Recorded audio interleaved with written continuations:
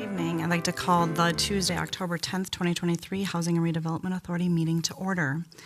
The first item on the agenda is to approve the agenda. Are there any additions or corrections to the agenda this evening?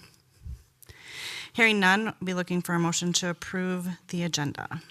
So moved. We have a motion by Commissioner Lewis. Second. And a second by Commissioner Doblinger to approve the Tuesday, October 10th, 2023 agenda. Is there any discussion? Hearing none, all those in favor, please signify by saying aye. Aye. Opposed? Motion passes 5-0. Moving on to item 3.1 is the approval of the minutes for September 12th, 2023. Are there any additions or corrections? Hearing none, we'll be looking for a motion to approve the September 12th, 2023 HRA board meeting minutes. So moved. We have a motion by Commissioner Doblinger Second. and a second by Commissioner Mueller to approve the September 12th, 2023 HRA board meeting minutes. Is there any discussion? Hearing none, all those in favor, please signify by saying aye. Aye. Aye. Opposed? Motion passes 5-0.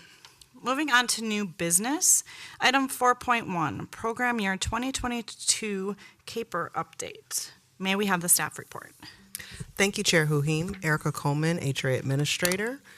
So what I have before you is the 2022 CAPER, which stands for the Consolidated Annual Performance and Evaluation Report for the CDBG program year. And so CDBG is Community Development Block Grant. And the program year is 2022. As the program year began July 1st, 2022 and ends June 30th, 2023.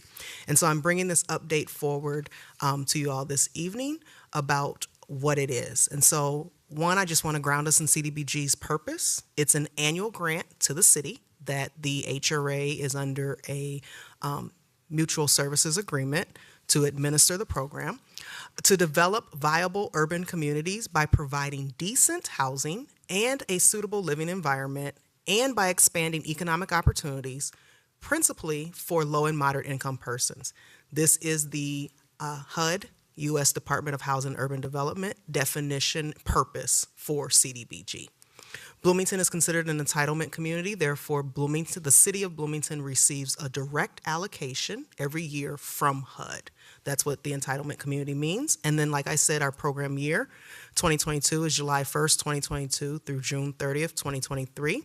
And so the activities that were funded and included in the program year were single-family rehabilitation loans, affordable homeownership creation, senior services, fair housing, and administration. So, in program year 2022, the total amount of sources was $1,537,819. How we got to that number was $575,000 were carryover from prior years of dollars that were allocated that were not spent in their entirety.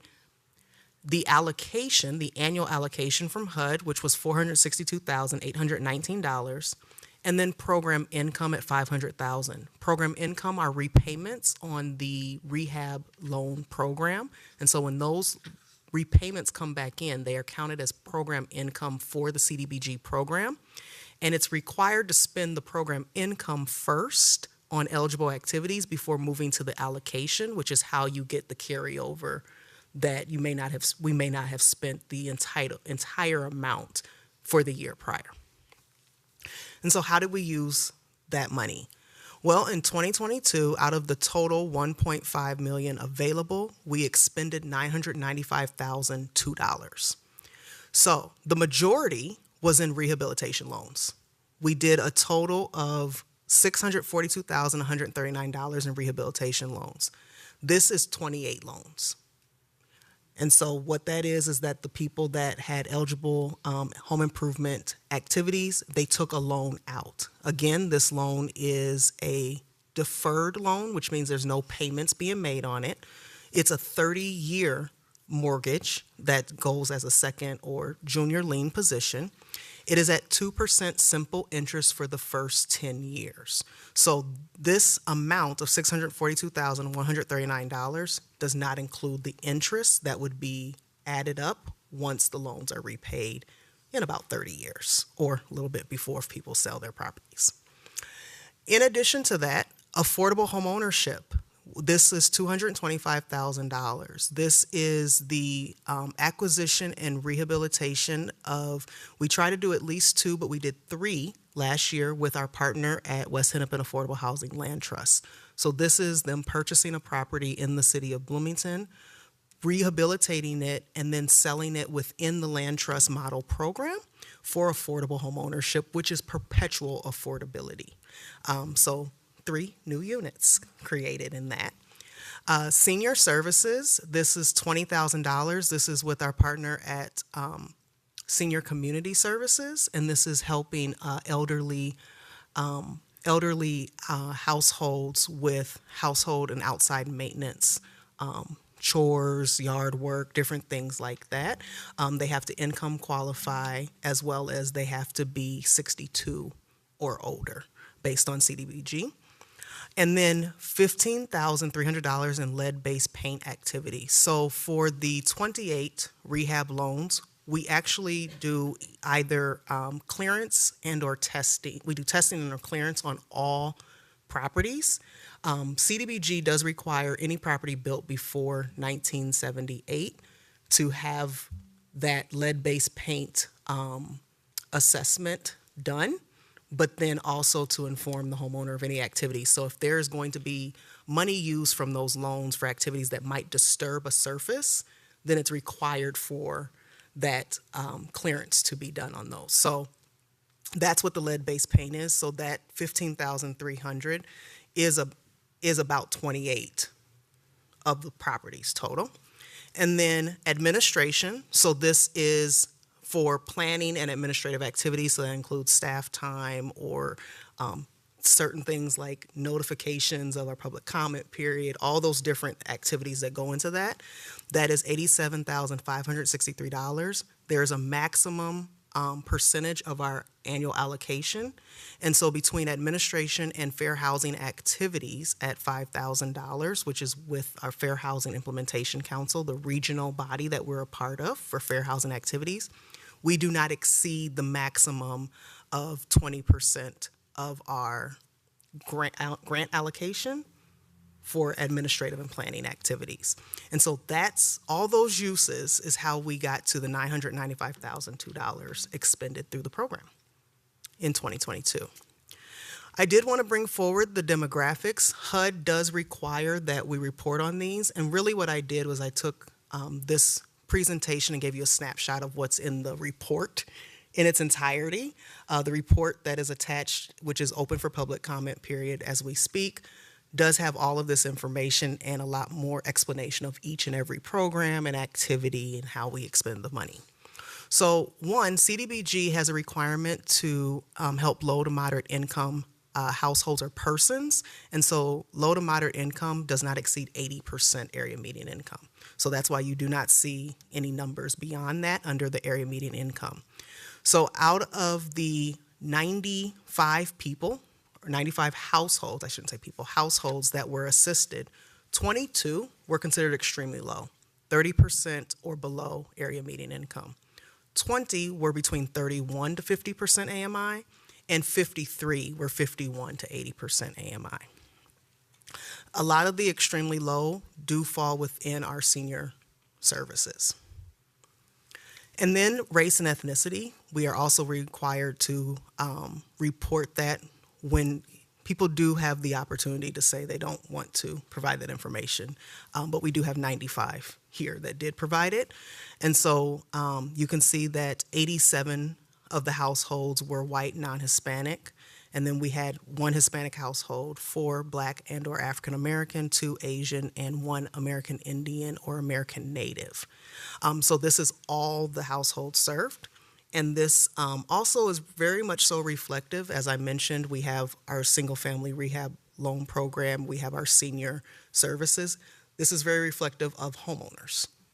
And so if you look and you don't think it's as diverse, it's reflective of the homeownership in the city of Bloomington as well as qualifying for the income.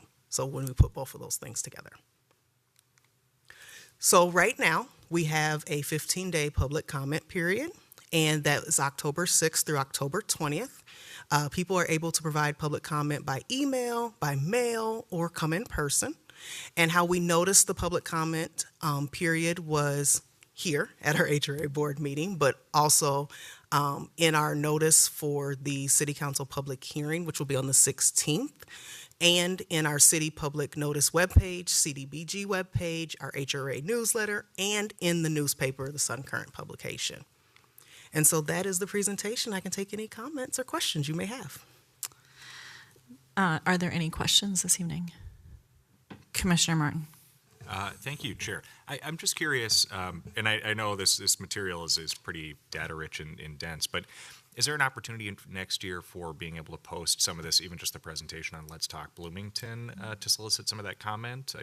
Good informative opportunity, but kind of a sly way to brag about a lot of the good work we're doing, too, as people are scrolling through there.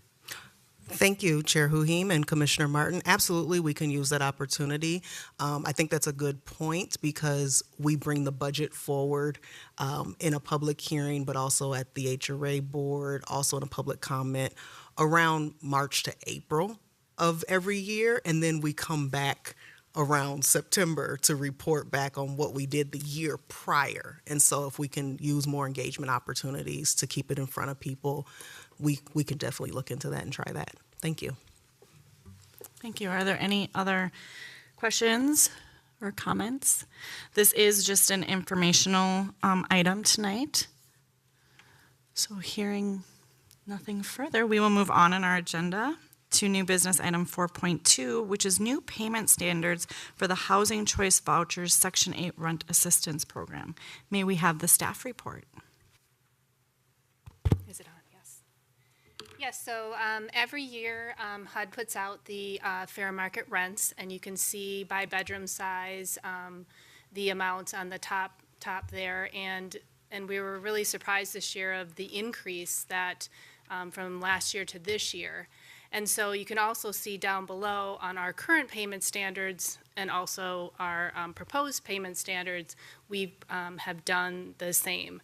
And we took a blurb from information from the HUD secretary saying that this year fair market rents will enable more families to rent a healthy, stable home at an affordable cost by ensuring the households can utilize vouchers in a competitive rental market. So a lot of our tenants right now, you take the payment standard minus 30% to get our payment. They've been paying more, so more than 30% of their income. So these standards will help reduce their burden to pay rent. And also HUD is doing nationwide, they increased the amounts by 12%. So if you notice, our ones and twos probably are our biggest renters, and we went to the 100% mark. And then for our 3s, 4s, 5, and 6, you can, when you take the standard, you can either go 90% below the standard and then go up to 110. So we kept the bigger bedroom size at the 90% range. Yeah, so we're putting this forward, and you know, HUD made the increase, so we decided to make a bigger impact, and it'll help the families. So budgets come out later, so there's a lot of different things that come into play, and I figure if HUD is out there increasing them, then you know, hopefully the funding will follow. So any questions for any of the commissioners? Are there any questions this evening? I do have one question. Yeah. And it's just for a memory thing, and I don't know if you'll know this, but when was the last time did we increase last year? Yeah, every year we typically at October will increase the payment standard. I think at one time we reduced our standard, but that was probably like 8 years ago. It depends on, you know, cuts in the program as well, too. But yeah, every year. But this year it just was really, you know, something to look at. We're like, whoa, you know, that was, yeah. And I mean, the rents are going up, and this gives opportunity. A lot of the tax credits were, you know, what are your new standards? Because it's new developments. They're going to look at, okay, well, what is the payment standard of the housing authority? So I think this is kind of a middle ground. Perfect. Yeah, that was one thing I noticed, is I thought it was just a bigger increase, which is good, in my Yeah. opinion. But Yeah. So this evening, are there any other questions? Okay, then we will be looking for a motion to approve the proposed payment standards for the Housing Choice Voucher Section 8 Rent Assistance Program effective for October 1st, 2023. So moved. We have a motion by Commissioner Martin Second. and a second by Commissioner Lewis. Is there any discussion? Hearing no discussion, all those in favor, please signify by saying aye. Aye. Opposed? Motion passes 5-0. Thank you. Thanks. Moving on to item 4.3 of new business is 9030 Park Avenue South. May we please have the staff report?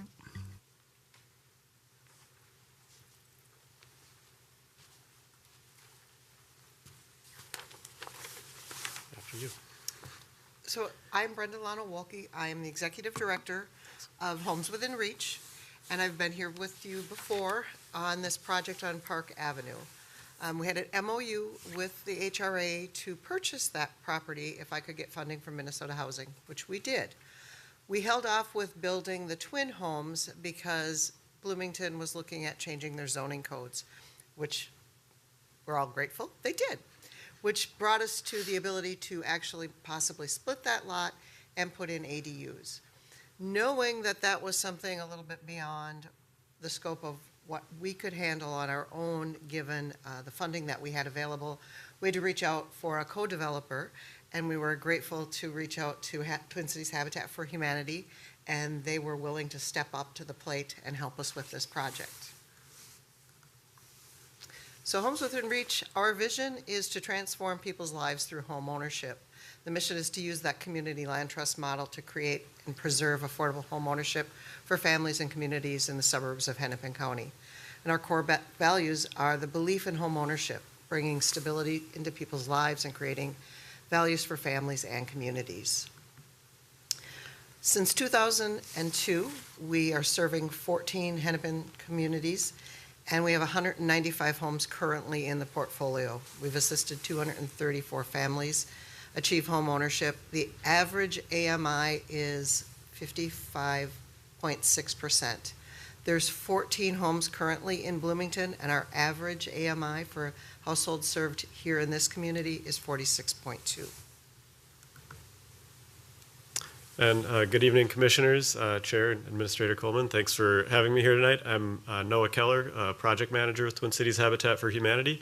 Very grateful that Brenda approached us about this exciting project to co-develop 2 single-family homes with ADUs in the city of Bloomington. Just a little bit of background on Twin Cities Habitat.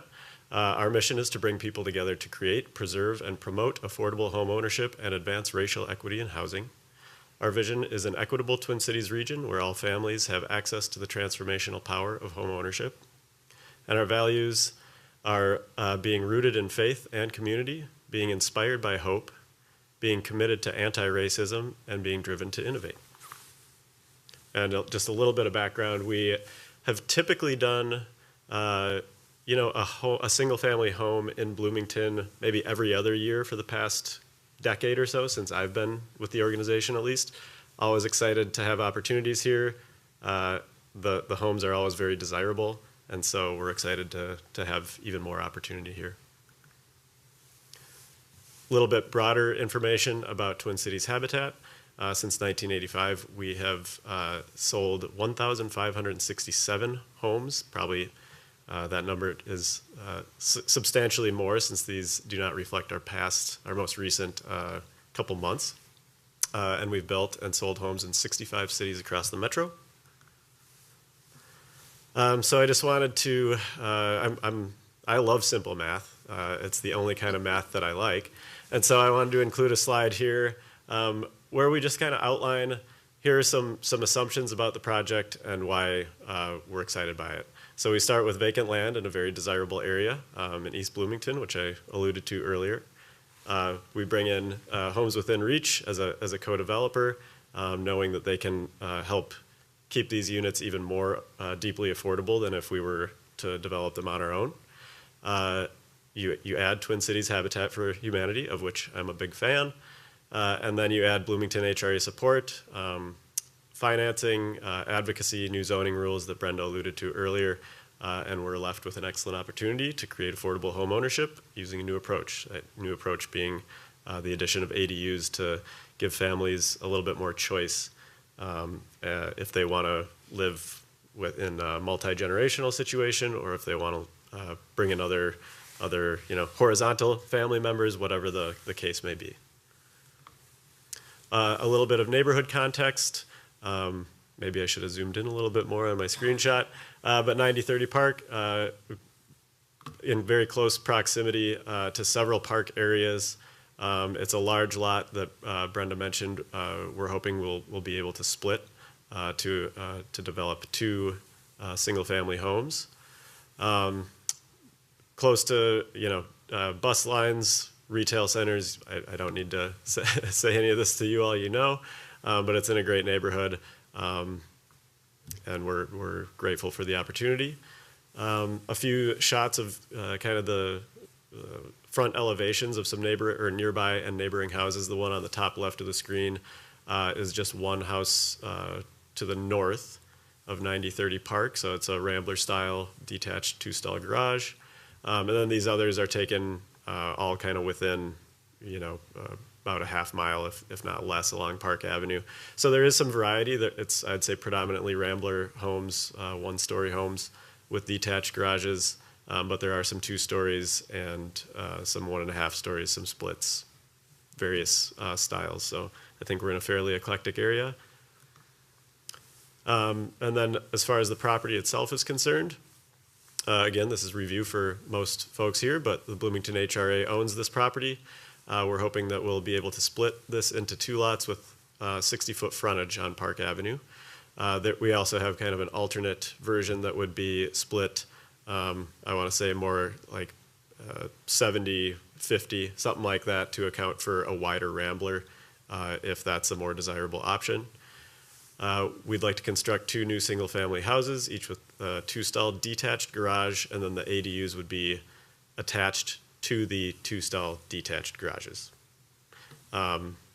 We looked at options for kind of an over-under ADU above the detached garage.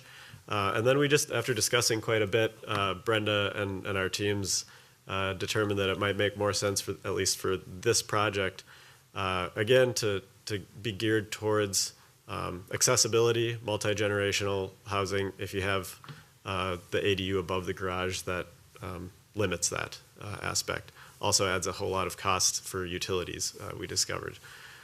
So a few reasons for that. The ADUs are going to match the primary residences in terms of their exteriors, siding, roof style, any other details that are built into the design. As I mentioned earlier, just a note about kind of the neighboring homes, variety of Ramblers, splits, including a few duplexes. And then the garages and the ADU parking spots are going to be accessed from the front via driveways. Again, just much like every other kind of house in the neighborhood. A little bit about our construction standards. Every house we've built, again, kind of since I've been around for about 10 years, is Energy Star certified. We are now, for about the last 3 years, we're also having all of our houses Zero Energy Ready certified, which is a Department of Energy certification. Part of that includes having the roofs ready for solar arrays. We have been putting on solar panels on quite a few of our homes in areas where we can get funding for those. So we'd be open to that if the funding works out.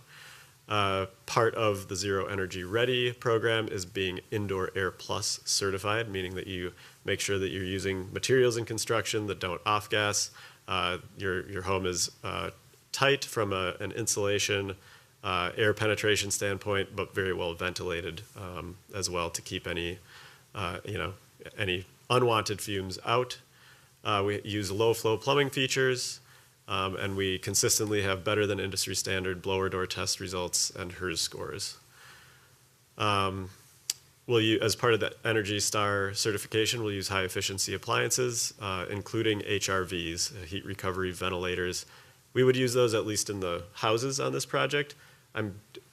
it's still kind of to be determined if the ADUs themselves would have heat recovery ventilator, or if we might go more towards like a mini split situation for those, just because they're going to be a lot more compact, obviously, than the other houses. We use resilient and high quality interior and exterior finishes. Our typical siding is Smart Side. We've used hardy board concrete lap siding in the past as well. We've had a really good success with Smart Side because it's easier for the volunteers to cut and install properly than the hardy board. We use luxury vinyl tile on most of our flooring surfaces throughout the house. The only place that we use carpeting is on stairwells typically, and that's more of just a traction, something that's desired by homeowners. We're finding a lot of home buyers do not want carpet anywhere in the rest of their houses, just due to asthma concerns and other health concerns like that. We use Anderson windows consistently. It's a double hung Series 100 window, and then we typically use GAF roofing products. And then all of our homes are equipped with active radon mitigation systems, as well as drain tile with sump pumps. And then again, the ADUs are going to be slab on grade construction with a frost footing around the perimeter. And so we'll talk to our kind of third-party energy rater to see what the recommendations are for if those. I'm guessing they can probably go without drain tiles, since they're not really going to be accessible by rainwater. But we'll see how that goes. Same goes for radon mitigation systems. I'm guessing that we will include those in the ADUs. So that's a lot of information. I'm happy to take questions now or later, whatever the the wishes are. I'll keep rolling. Proposed residence number 1 at the lot that we think will continue to be 9030 Park. So here's a 4-bedroom, 2-bath, 2-story house, gable roof, nice bump out in the front, nice kind of 6 to 8 foot wide front porch that folks seem to really like and use a lot. I believe we're only showing 3 bedrooms on this particular marketing sheet. This model, we can either do 3 or add a 4th in the basement with an egress window well and everything needed for that. I'm guessing that the second lot after it's split will be 9036, but for now we'll just leave it at 903X Park Avenue. Proposing kind of our story and a half home, which again can be either a 3 or a 4. The one that we're showing here is a 4-bedroom with 1 bedroom in the finished basement. Again, really popular model. People seem to like this model. It fits into a lot of neighborhoods. Again, you get a nice front porch, gable roof. The orientation for both of these with their gable roofs would lend themselves nicely to solar panels, either at the time of construction or in the future. And then I included an alternate house model just for posterity's sake, I guess, in case that a Rambler would be preferable for any reason. Our Ramblers tend to be quite a bit wider, which, as I mentioned earlier, would be the reason that we'd have to do an uneven lot split then with slightly different lot widths along Park Avenue. And this would be a 4-bedroom, 2-bathroom model as well. And then the ADU plans are kind of down in the bottom left-hand corner. Again, we don't have an elevation snapshot of those yet, but they would look very similar to the houses shown as well.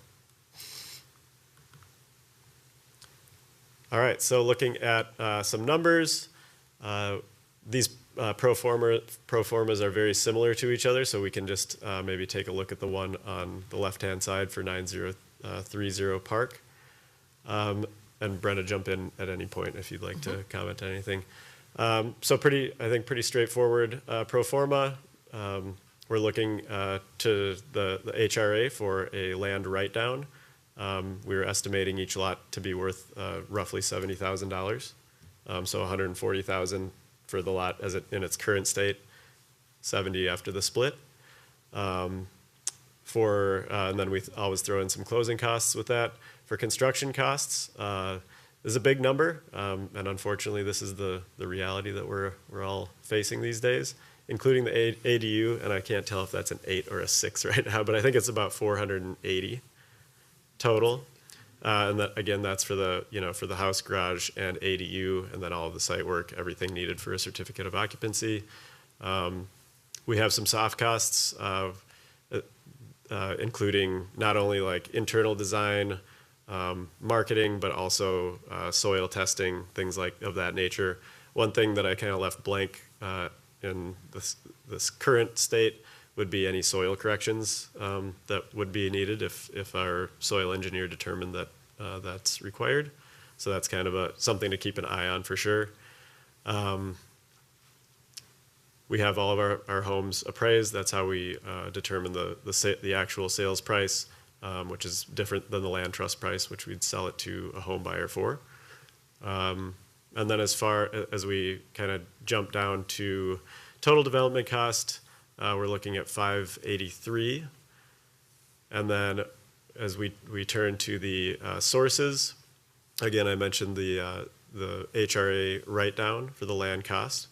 And then we'd be looking at possibly some Hennepin Home value gap assistance to help with the development gap.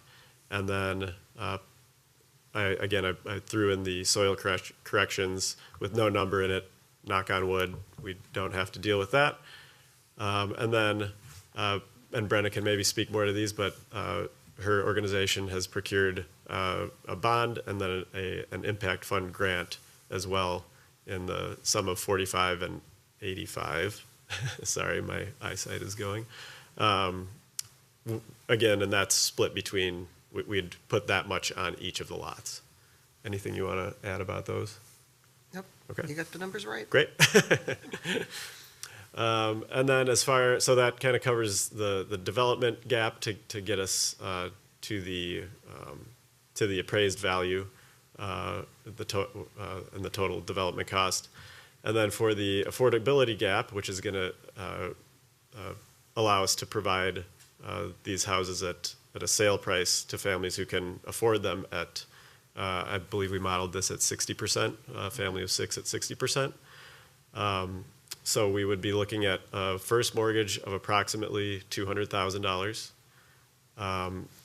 We're looking at, we call it to be determined, City of Bloomington funding to the tune of $90,000. And then MHFA affordability funding, impact funds typically around $20,000. Let's see.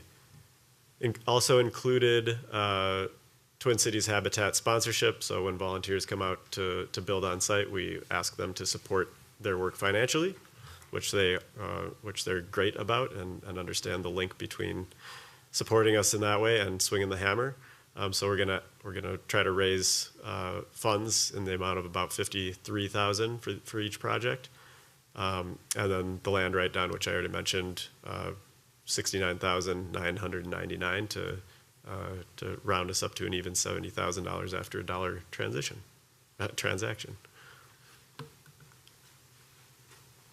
Again, quick going back to a bird's eye view. These are the two site plan options. The one on the left shows the two, I guess, narrower units, which were the 2-story and the 1.5. And then the kind of alternate site plan on the right shows one of the 2 stories and then the wider Rambler with the attached garage that just requires more space. All right, so I'm done talking for a little bit. I'd love to hear any questions, and Brendan and I can field those for you. Are there any questions this evening? Commissioner Mueller. Of course, I have some. I'll just narrow it down, I think, to one. What about accessibility? Someone who is going to be purchasing this home, going to live in there. What if they need, whether it's full wheelchair access, lower counters, or is that something you take into consideration? Does that affect price a lot, or? Yes and yes. It doesn't. I mean, it kind of depends on the extent of the accessible features that we include in the construction. We're building a townhome unit right now. that kind of takes a lot of accessibility features into account. So wider doors across the first floor. Obviously, zero threshold entry into the house at least one access point. In this case, it's through an attached garage. A very accessible bathroom. In this case, it's not like fully accessible, but we have grab bars installed. It's a lot larger restroom area for navigation by somebody in a wheelchair. And let's see, lever door handles. Those are kind of a standard, I would say, at this point. We can elevate outlets to help with that, electrical receptacles. We can, like you said, lower cabinets as well. So we can do those things. It helps us to have at least like an idea of what features kind of the collective we want to include in those at the time of permitting and initial design. Just because once you start trying to add things later on, you realize how quickly that that it's a lot more challenging to do that. But I would say, we'd be happy to commit to a zero-step entry at least one access for the ADU for sure, and for the house if we are able to. Some cities are very supportive of accessibility ramps. We build those all the time, so we'd be happy to consider that as well. So I guess that's a really long way of saying, yes, it increases the cost, but yes, we're willing to do that, and Brenda and I can discuss that further as well. Thank you. Are there other questions? I actually have a couple. Yeah. First, in the financial piece of it, are you accounting for the possibility of material cost increases? I know this has kind of been a big thing with development lately, that prices all of a sudden jump. So I just want to make sure there's some sort of percentage maybe of impact in there. So we have a contingency in there currently, which is geared at least partially to those fluctuating prices. Luckily, we saw lumber drop a little bit kind of over the last year. It's still a lot higher than it was, 5 years ago, but at least it has seemed to level off a little bit. So it's a little bit hedged, I would say. Yes, we included that thinking in the contingency, but it could change as well. Okay. My other question would be, when discussing this ADU piece, I know it's something I've brought up before, but the possibility of offering that as rental property to the buyer, not being particular on just saying it has to be multi-generational. I just think, personally, I don't like to limit that. I don't like to put that as a thing. I like to keep it open in the fact that this is their property, and I do believe when someone is living in a property and they're renting the property that they're living at, it's a little different than just a normal rental property within the city of Bloomington. So it's just something I would like to kind of keep open on the table. So the first goal would try to do this as multi-generational, but also understanding and looking forward to if it's mom and dad in that ADU and they have to move into maybe assisted living or a care facility, you can't force that family to have to sell.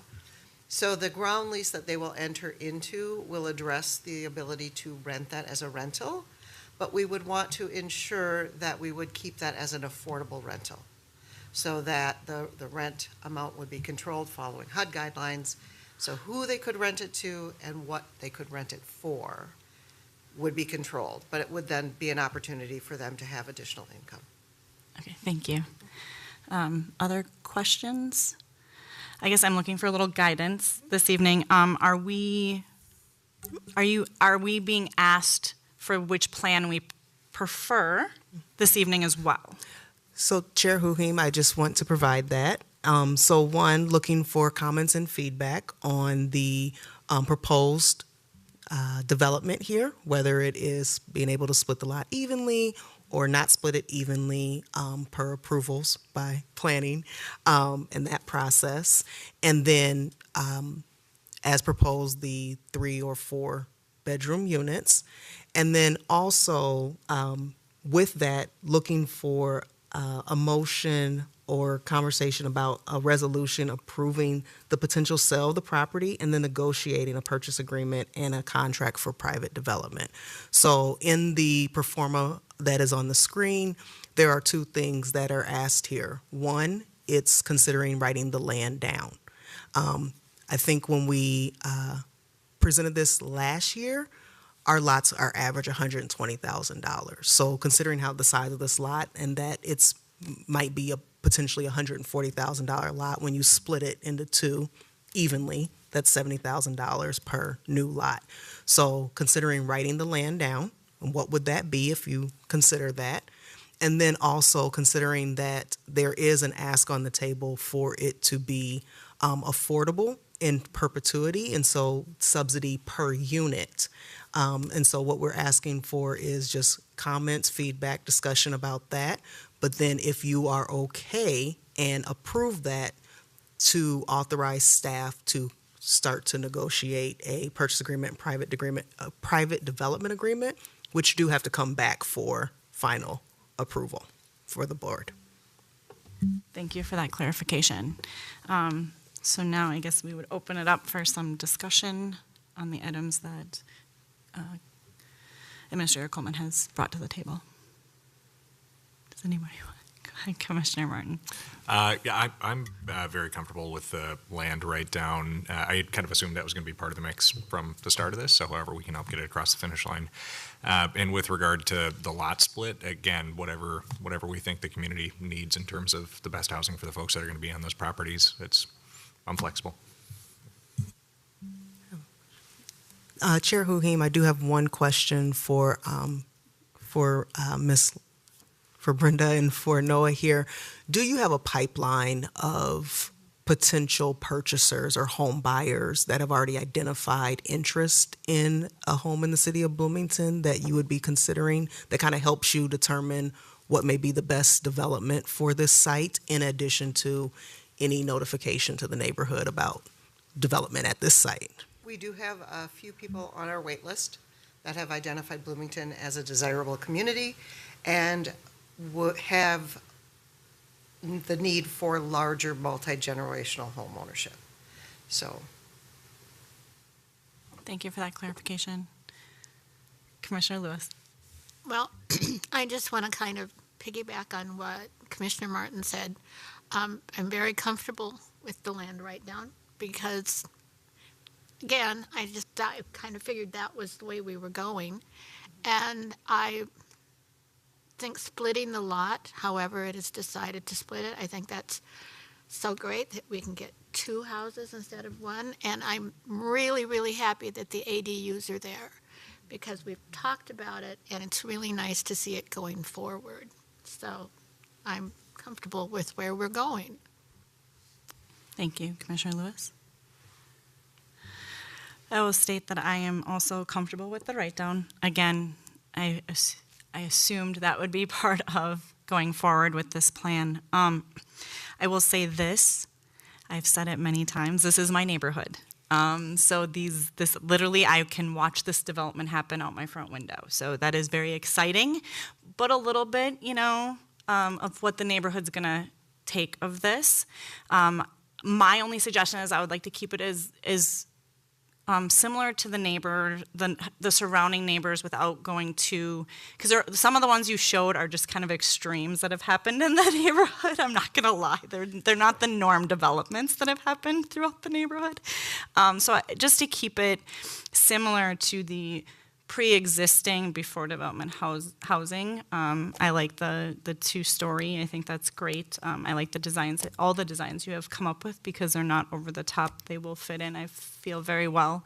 But again, just to keep it as close to what is there obviously is the goal. I will also state that the neighborhood is looking forward to some development in this because it has just been an open property and a flat land for some time now. And so I think we're very excited to welcome new neighbors into our community. So I'm very much looking forward to this project.